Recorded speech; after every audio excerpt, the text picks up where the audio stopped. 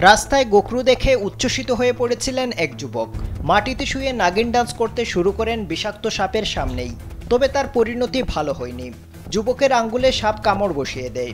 ইতিমধ্যে এই ঘটনার একটি ভিডিও সামাজিক যোগাযোগ মাধ্যমে ভাইরাল হয়েছে। ভিডিওতে দেখা যায় রাস্তায় শুয়ে একে বেঁকে মাথায় হাত তুলে নাগিন ডান্স করছেন এক যুবক।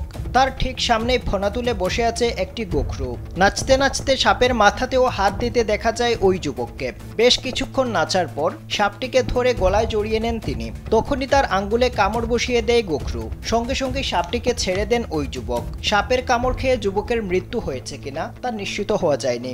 ভিডিও দেখে উদ্বেগ প্রকাশ করেছেন নেটিজেনরা।